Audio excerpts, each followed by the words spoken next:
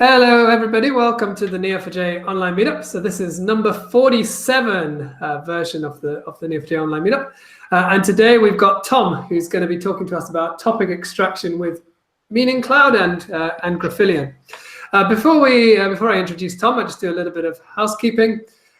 So Tom's going to be showing some code in this talk. So if you're so that you can see that clearly, you'll want to make sure that you've got your resolution set to 720p or higher. So you can set that in the bottom right-hand corner of the screen. And if you have any questions, you can ask those on the live chat. So I'll be watching that as we go. And I'm going to be asking Tom questions that I think of as well. But if you have anything in particular, shout it out, and I will ask Tom when he gives me a gap. So I guess what we usually do at the start of these meetups is we get our guests to give a quick introduction to themselves and maybe a few sentences on how you got into Neo4j in the first place. And so, Tom, I guess I'll let you do that, and maybe you can also explain the origins of Graphileon as well. Okay. Thank you, Mark, for your introduction, and welcome to all the people who have registered and actually are there. And I understood that a lot of people will be viewing this afterwards online, so also already hi to them. Well, thank you, Mark, for this opportunity. Well, I'm Tom Zeppenfeldt. I'm one of the team members of Graphileon. And perhaps, I don't know, Mark, if you can share my screen already, it's better because people have probably enough of my face. Yeah, okay. Yeah, should be able to do that now. Where do I share my screen? Okay. That's interesting. Okay. Yeah, okay. And in fact, Graphileon, well, our tagline is your path to graphs, because I'm not an IT guy by origin. I'm an agriculture engineer. And in a lot of domains, there are very useful cases for graph, but not everyone is a developer. So what I was missing a couple of years ago when we stumbled upon Neo4j was, let's say, a kind of UI that allows people, even non-developers, to work with graph and to really benefit from all the beautiful stuff that is built into graph stores like Neo4j.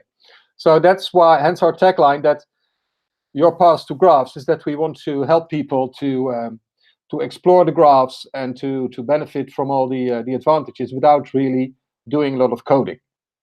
So we have done a lot of use cases, but today's case will be about topic extraction using MeaningCloud, and well, actually, I will show you how we built with the standard building blocks that are available in Graphileon, how to build a kind of small web services that allows you to enter text, and that automatically every 5 seconds it updates all the topics that it can extract it, and it creates a kind of knowledge graph. We did that using this web service. MeaningCloud. We use the free version. It has a number of APIs for topic extraction, for text classification and sentiment analysis, and a lot of other ones. But we will be what I will show today is how we integrated the topic extraction.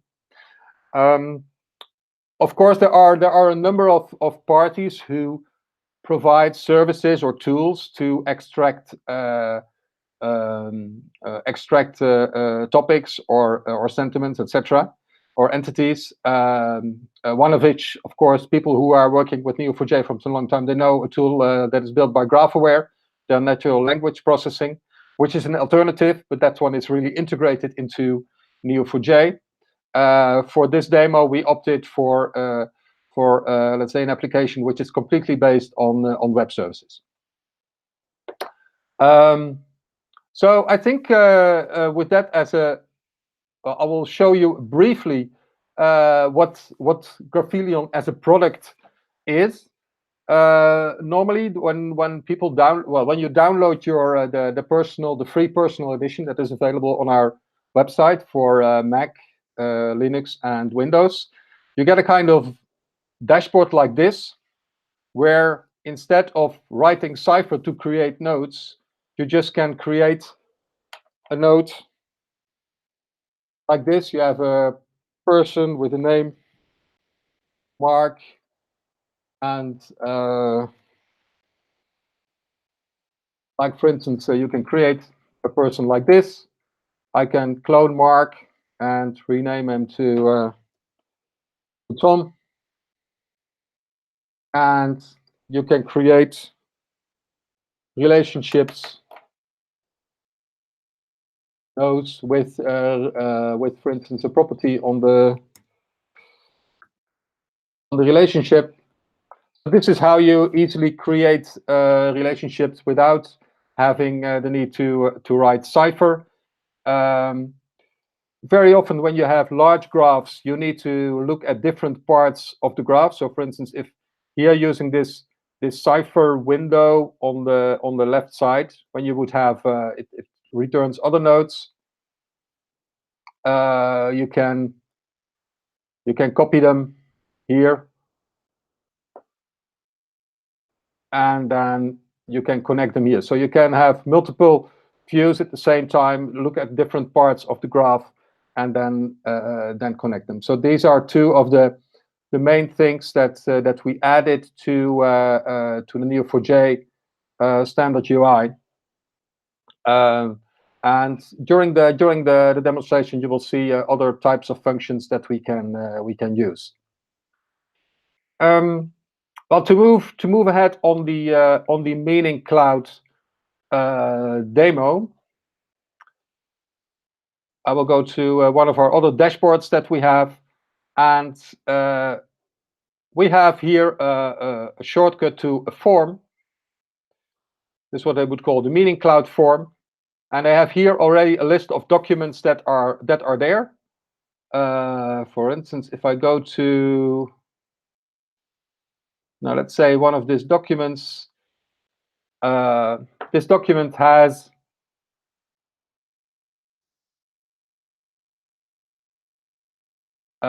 so you have a document here, and to that document there is a knowledge graph that has been built automatically around it. So we have here, it has a concept title, and it has instances. It finds relationships. It counts the number of elements that are in the document, and this is built on the return the information that is returned by the MeaningCloud API. It also includes counts, and it links it to a vocabulary that is automatically built up. So let's try with a small example with a new document. So I'm calling this document a webinar, so that it appears on top of the test. And imagine that if I would say Tom lives in Paris,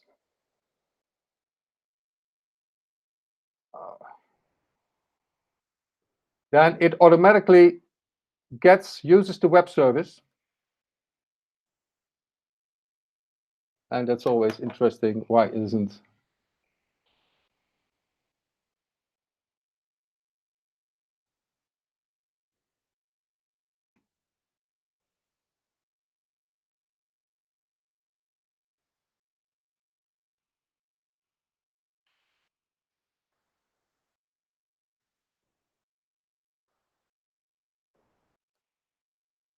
Okay, sorry, it wasn't fitting. Let me start all over, because this is, I don't want to be accused of cheating.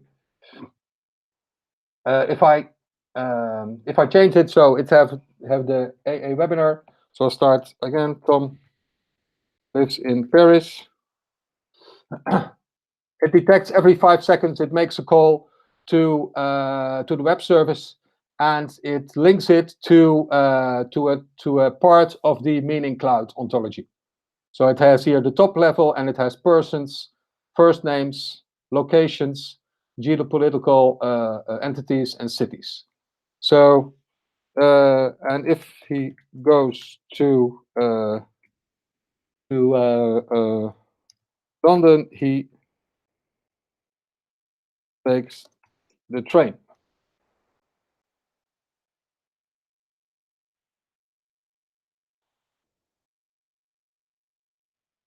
Yeah, so then, okay, there's the train. So this is done automatically. As you can see, it calculates the vectors, and we define the dimension as let's say the path to the item or the concept in the ontology, and when it's also linked to a specific instance, the value of that dimension is higher. And I will show you in a few minutes how we use the built-in algorithms of Neo4j to calculate the similarity, and which can be, okay, you can see how it corresponds to different to other documents that exist. From here, I can say, okay, I have here my document AA2, and I have here my AA webinar document. So I can see, okay, what are my common dimensions for those two documents? So you can see here that all of the documents, both documents, they share those dimensions, but the values of those dimensions are different, of course, and that's why the coefficient is not equal to 1, which would be the case if the documents had the same values on the shared dimensions of the vector. If you would here have this one, you can see here these two documents, they have the same dimension, same value on all the dimensions.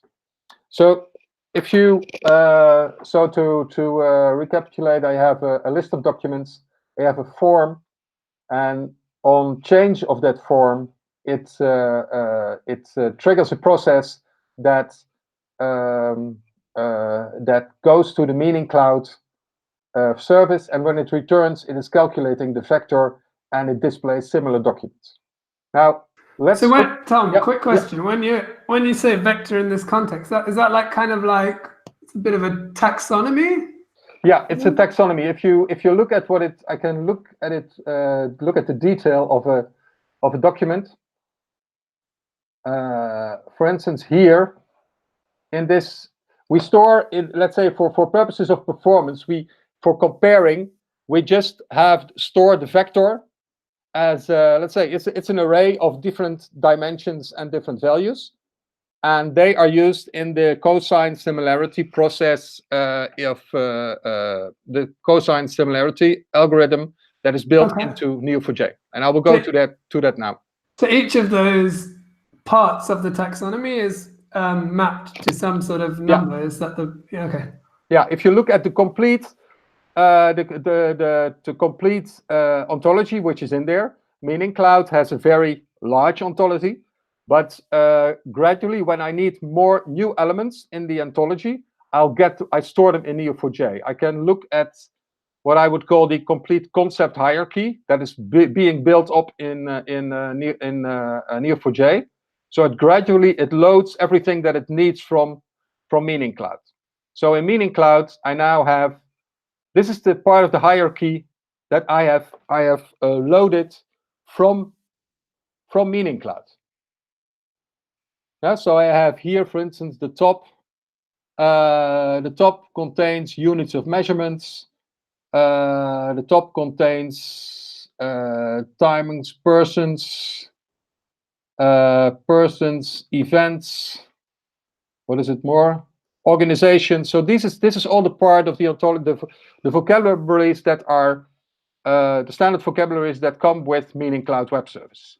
I've looked into MeaningCloud. If you go for the paid services, you can create your own ontologies, etc. So that gives more flexibility. But we were using this purely with the basic service.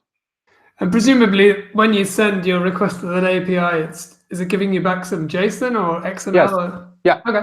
Yeah. So you're just processing that and building a graph from the returned structure. Yes, I will go to that process now, because if you look at our our first page on our website is that let's say we have very often your data is stored in a graph, but when we consider applications also as graphs.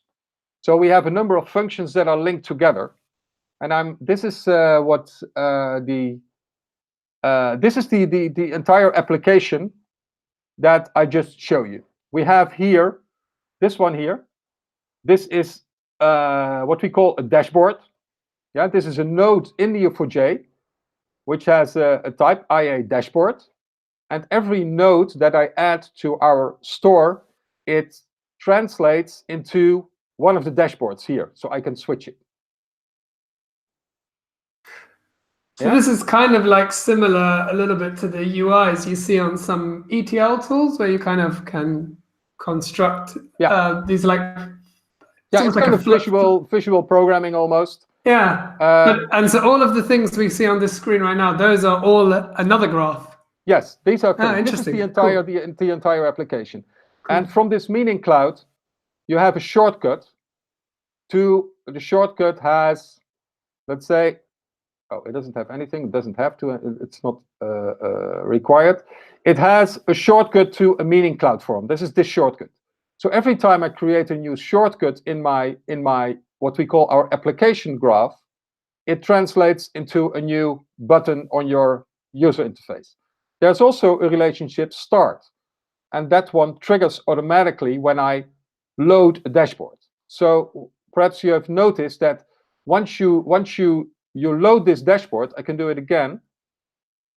So one of the things that happens is that automatically there is this list of documents that is produced. And that one is triggered by this start. This is a Neo4j node. This is a node here that contains a cipher query. Yeah, it returns documents. So, and when this query is executed successfully, it outputs the data to what we call a table view. Yeah, you have a table view function.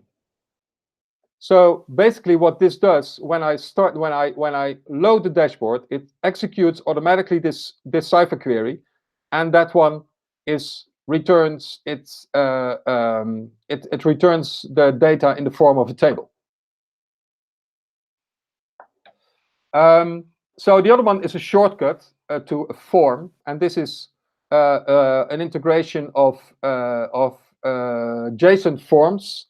That's a library that allows you to create forms by defining a schema for your data, a schema for the UI, and that one has also an on-change trigger. So here, when I change the content on the form, it goes to a timer. This timer that runs every 5 seconds, 5,000 milliseconds, and it checks when the data is changed that comes from the form. So here the stuff is, it sends the data to the timer and then afterwards to the MeaningCloud web service. So when the form is changed and the timer is, let's say there's a new cycle in the timer, the data is sent to the MeaningCloud. So I sent a text parameter, I sent a document ID, I sent mainly I sent the text, which is important. And here, this is what we have. We have an IA request function that allows you to fire requests to an external service. So here at the bottom, you can see this is the URL of where the API resides from MeaningCloud. Of course, I have a key which I have hidden over here, and this is the payload of my request. So I sent my key, I sent the language, I sent the text, and then the TT is a parameter for processing. So when this one is returned, and it can return something, when it's successfully returned, I process this MeaningCloud data. And here I send the data as, let's say, in the response that I have, there is the JSON that comes from the MeaningCloud data, and that's that I process here in my cipher. So I use my parameter here in my MC data. That's a JSON format. There I extract all the entities and concepts that are hidden in the or that are present in the response from MeaningCloud. So the next step that we have is to calculate the document vector, which is also cipher, and also I create that's a kind of larger cipher. I create the necessary elements in my ontology in the graph. I show the graph, and to find similarities, and this is the part where I compare those two vectors. You can do it in a manual way. This is manual calculation of cosine similarity, but also in the APOC and the algo libraries from Neo4j, there is this function is already built in, and that allows me to display the list of all the valid the similar documents. So if I would use, I can do that also in a shortcut. So that allows me to display all this this information in the same time. So that's the basic example that I wanted to show. In our blog, this is also illustrated, and there's also a version of this this diagram that you can click on and see. Let me show you where you can use it.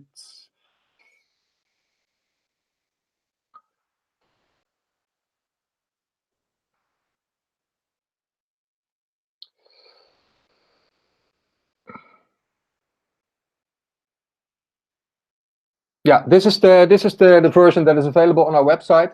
So if you would really want to look into the detail what we are doing here, for instance, in the cipher query, you can click the nodes, and you get all the cipher, and you also the things that we pass using what we call these success triggers or node click triggers, or all kinds of triggers that we have, and how we pass the data from one function to each other. So got a question for you. Okay. So, can your system represent probabilistic ontology? So this is a question from David Camion. A good question. We never tried it. Okay. No, it would be. I feel free to contact us directly because I know they can be implemented in various ways. I really would be interesting to look into. That said, is that we are not, let's say, we are not specialists in ontology. What the reason for existence from Graphileon is that we want to build all kinds of applications that let's say that leverage the advantage of graph in any domain. And we were playing around with this MeaningCloud service to let's say to demonstrate what kind of functionality we can look together. I would like to move to a second example, which is a little bit more elaborate. I'll start by showing the diagram. It's called Muse API. So it's a little bit more elaborate. So here I'm using, besides the MeaningCloud web services, which is here, I'm using a News API web service, and that is this one, News API. So here I get a key, and from all kinds of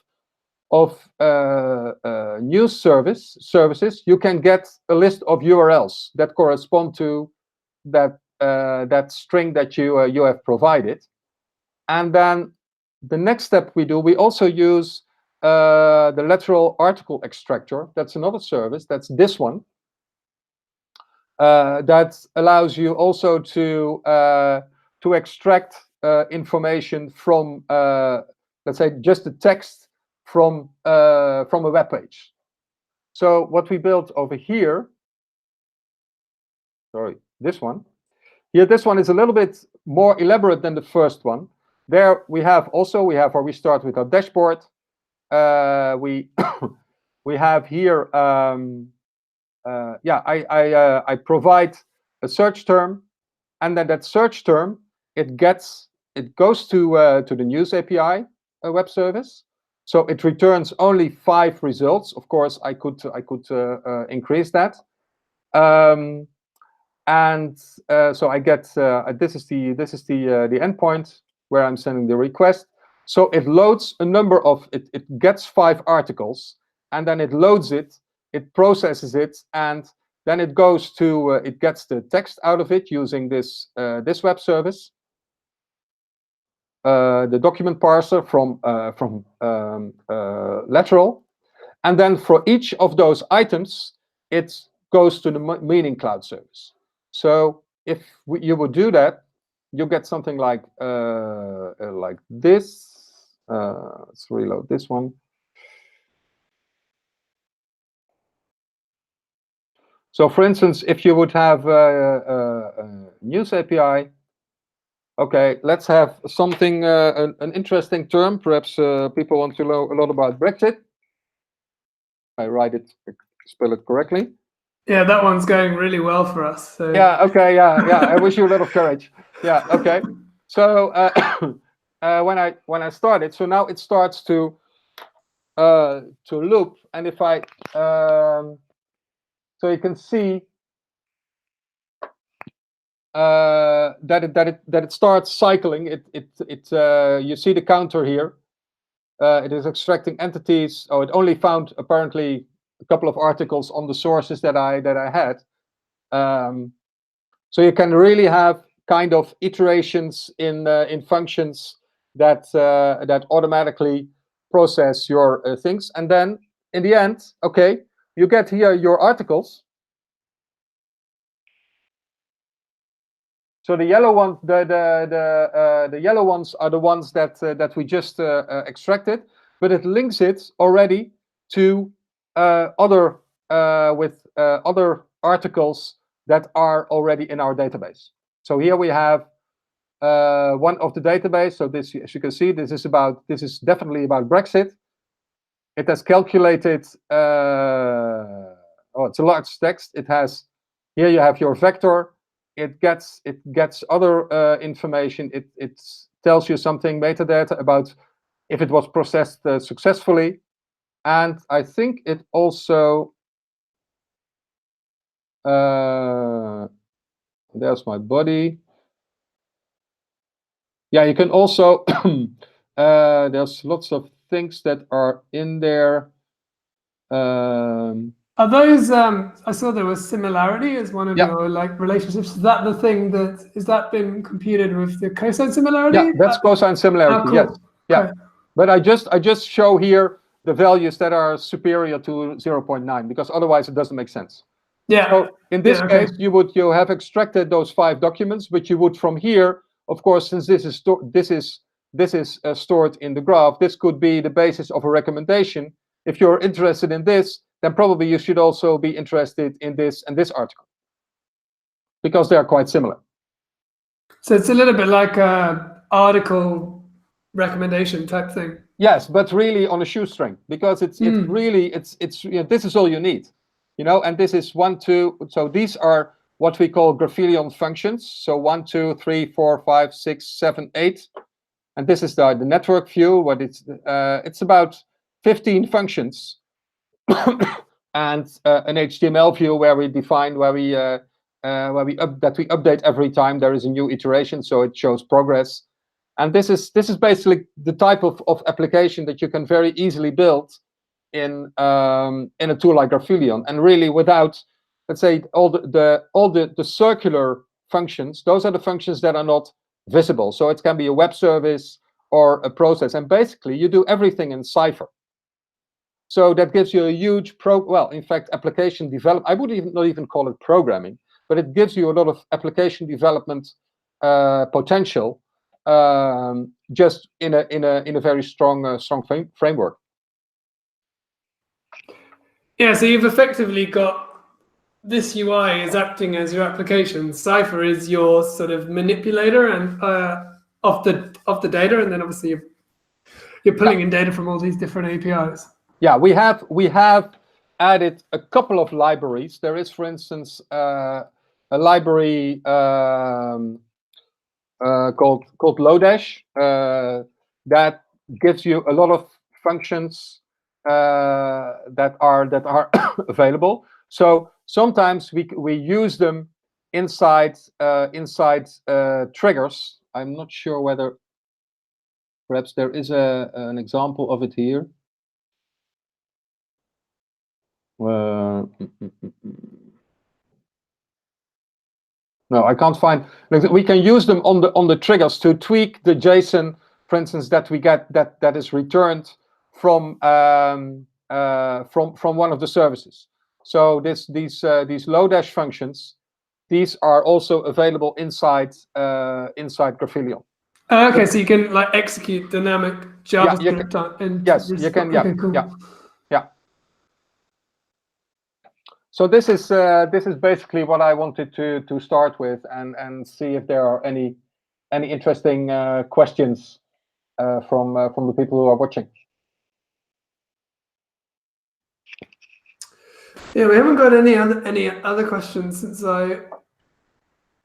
I last asked you. What do you? I guess maybe while we give people a chance to think of something they might be curious about. What do you? What would be like a typical use case where you would find someone, like, what do they do with like the output or the graph, or like how do they use it? Is it like used by analysts in a company, or is it like served to a web page, or like how do they use the? Yeah, well, typically what you see now in a lot of companies, they are exploring the potential of graph, and but at the same time there are not enough developers that are, let's say, are really familiar with graph databases. So what we hope to provide is a tool that you can use to, well, partially to prototype or to build proof of concepts, or to build applications on top of your graph data that have a short lifetime. Because you can very easily build it. So if you, for instance, I can show you some, let's say, some other examples that we can have. For instance, like more the kind of dashboard-like thing, that you have a query, and so a predefined query where perhaps power users can define the queries and define the data, but you only have your end users. They only need a button to have your chart, be it with parameters or not parameters. Yeah. And they have all kinds of click-through functionality. I didn't position them on purpose, but so then you have this kind of dashboard where you can easily, in a dynamic way, click. So this would be very easy. You can publish. You can make a dashboard available to a specific person, or to a team of persons, because Graphileon users can be part of teams, and you can publish a dashboard or shortcuts to specific teams. And an application, let's say a dashboard like this, functions a little. Let's say, where do I have it? Here. So this one has also the logic behind it. I have my Graph Connect 2018 dashboard, because this was one of the dashboards we built for the event in New York. So that corresponds to here, the Graph Connect dashboard that I selected over here. And that one fires a query, which outputs to the column chart, which one is here above, and the table. And in the table, you have a row click event. And so when I click on that row, it gets the value from the row on the table, and it uses it as a parameter for my next 3 charts. and then on one of the bar charts I can select, and I do the same, have the same principle. So also you can see this kind of functionality. It is really with a small number of nodes that you can realize that functionality. But perhaps a little bit closer to the subject of this talk, there is also a lot of people are using knowledge graphs. Yeah, and you can a knowledge graph, or you can explore it in different ways. You can have your table of contents that allows you to navigate. But you can also, since we have integrated Neo4j with Elastic, so you can also do a full text, and you can start navigating using those results. And you can also navigate it using the graph itself. So here I have my Graph Explorer. So now I can use this one to navigate. And as you can see, there are next links. There are for instance, this link here. This link translates to here, this one, and I have my next and previous that are my two next relations that allows me to define a specific path to navigate this. So this is a kind of a little bit more real life application, and even this one, all the functionality that you see here, it's also quite small in terms of Graphileon functions, because this is the entire application. So you have not 1, 2, 3, 4, 5, about 10 nodes and a dashboard, because it's also linked to the dashboards, to create this kind of functionality. So you have both the power of your graph in your graph data, you have your Cypher power, and you have a powerful UI that allows you to build all kinds of applications.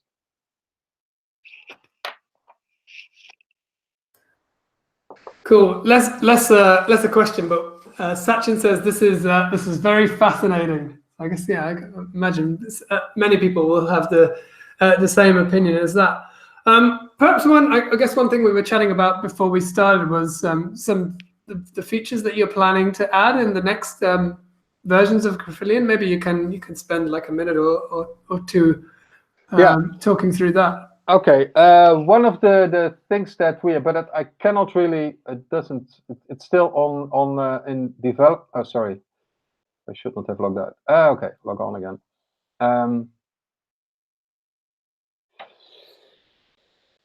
Yeah, one of the things that we saw that was requested by one of our customers is that if you, for instance, now have, here a simple query, it gets a number of cars, and let's not limit it, let's put another limit. I'm not sure what kind of data is in there. Okay, so instead of, if you want to manage nodes that are in a network view, if you want to edit them, well, you can click them and you can go edit and stuff like that. But in a lot of situations, people are more especially people that are using managing a lot of data. They are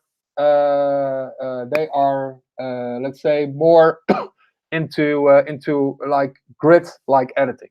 So what we built is, and well, this is not working completely yet, but now you have a kind of a grid, and then you can see, okay, I have two node types that are in there. So, but if I select the cars, it gives you a possibility to edit everything in a. It probably will generate some errors because it's not working. But so you can edit it like in a grid-like way, and with all the possibilities to, for instance, to select a number of nodes and send them to a new network view.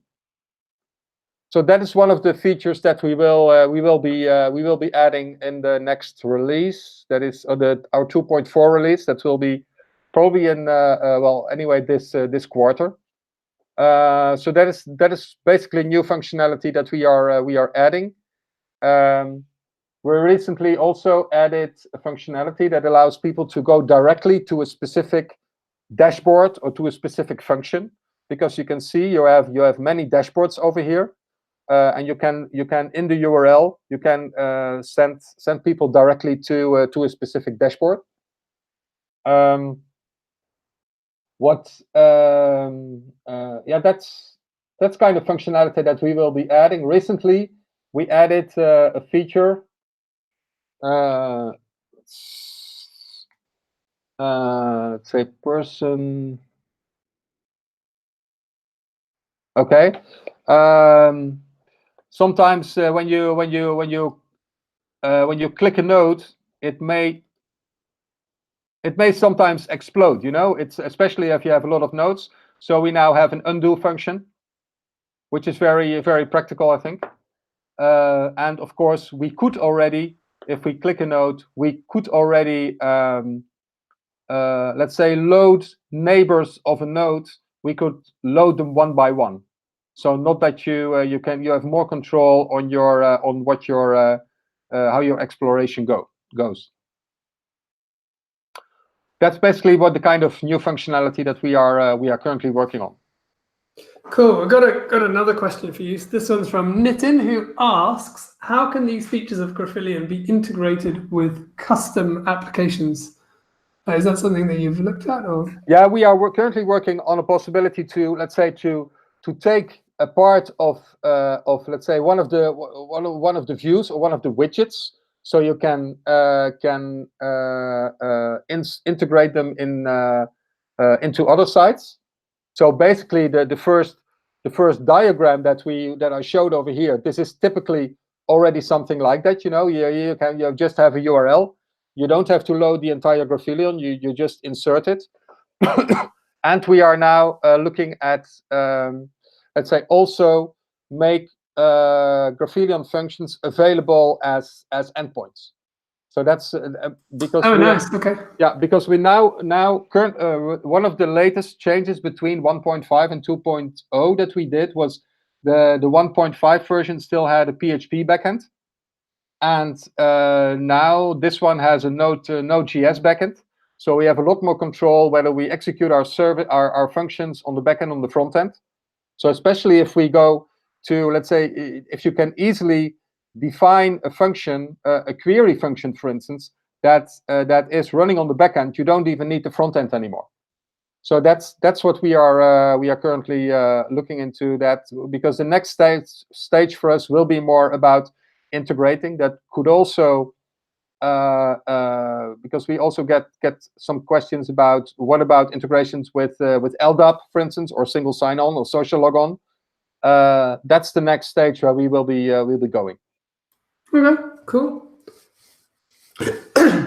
Yeah, the second part of the question, which I think you may have already answered, but I'll ask you anyway, was, for example, could you populate the dashboards or charts externally using Graphileon integrated Elasticsearch in a custom app?